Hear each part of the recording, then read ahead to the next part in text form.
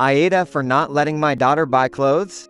My wife, 37F, and I, 37 meters, have 4 kids, 14F and 14 meters, 12 meters, and 11F. We generally agree on parenting them, but a recent incident had me and my wife disagreeing, and I want to see if I was in the wrong. A few weeks ago, I was at home with our 12YO because he was sick with a stomach bug. While I was making him soup, I got a call from my twins' high school, telling me that they wanted to speak with me, and that my daughter had received 3 days of ISS for a bullying incident. Because of my son's sickness, I spoke through them via phone, and they told me everything that had happened.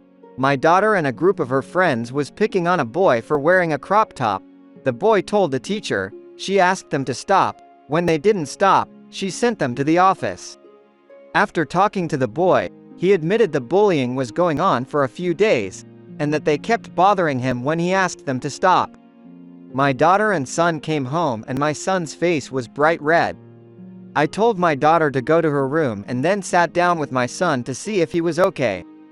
Apparently, the boy she bullied was a close friend of his, one of his football teammates.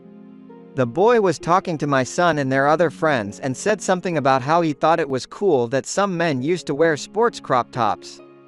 The boys told him if he thought it was cool, he should try it. The boys went out and bought some jerseys from the thrift store and made them into crop tops. I then spoke to my daughter. She didn't show much remorse and was dismissive of me. Last year she also got in trouble for bullying someone BC of clothing. She's also gotten in trouble for racism at school. Very white area, we are white. Her and her friends were saying racist stuff in class. When my wife got home, we discussed a punishment and agreed on not buying her new clothes for a while. She has plenty of good clothes already. This weekend, we went to visit my brother. My brother lives around 3 hours away in a small town, and we don't see him often. This week was the town's annual fair. At the fair, they had booths from local businesses. Our oldest son went to the booth with antique sports stuff and then the book booth to get books on sports history. Son loves reading those. Our 12YO got some plushies and toys, and our youngest was looking at video games.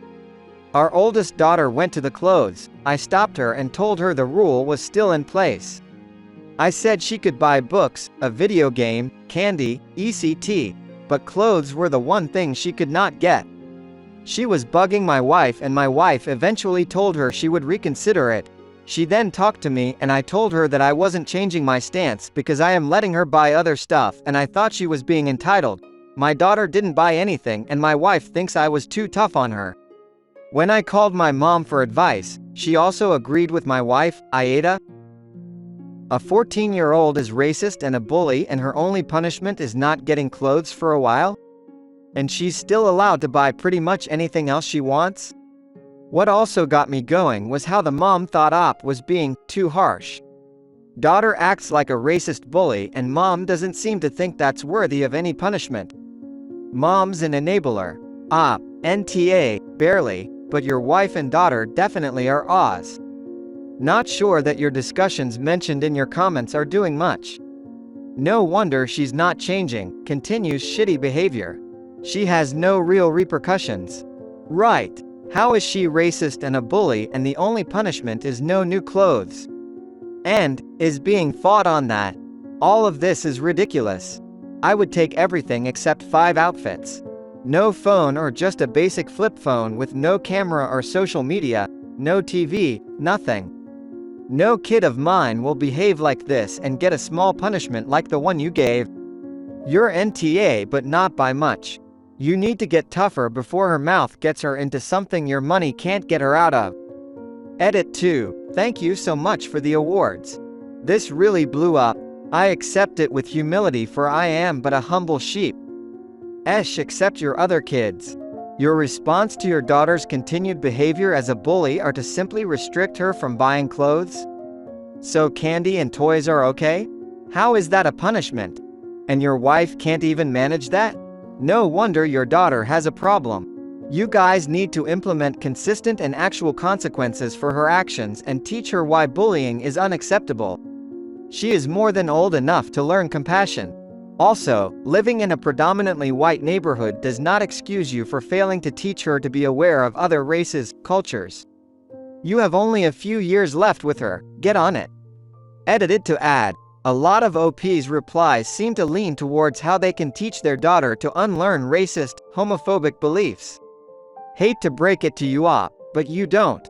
Your job now is to go the opposite way and teach her with verifiable sources the history and social stigmas attached to POC and the LGBTQ2 communities.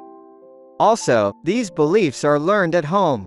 Perhaps it's time to delve further into why your daughter has such an easy time getting into the white supremacist rhetoric and why you and your wife have had such a cavalier response to it to date. Start these conversations at home. YTA is your wife. Your daughter has a history of being a bully and racist.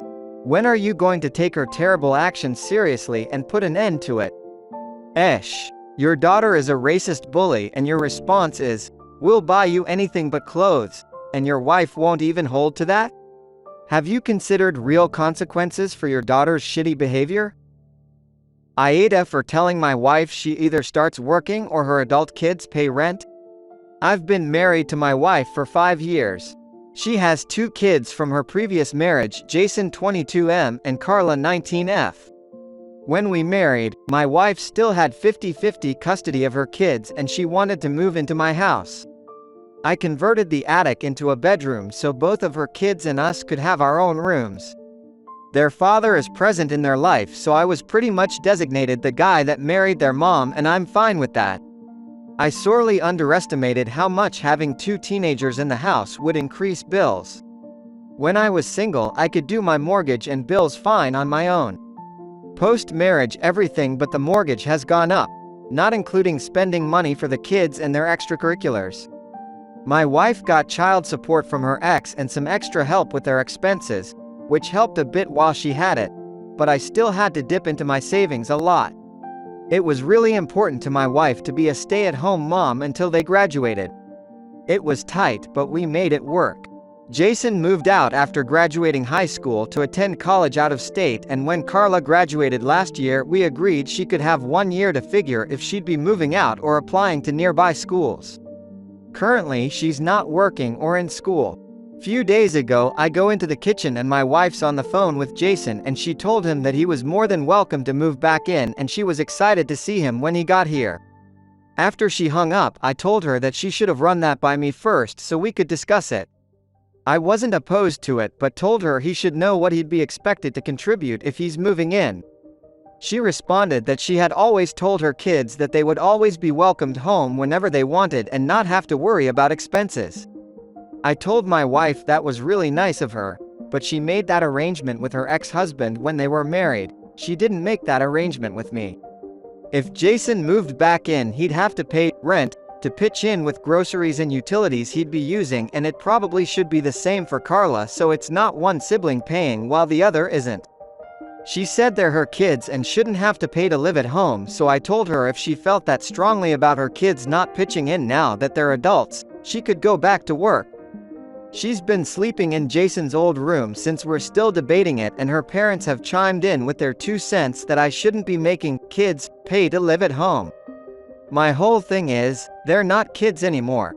When they're 40, they'll still be her kids, but that doesn't mean treating them like minors. Especially if it means someone else footing all the bills. AITA?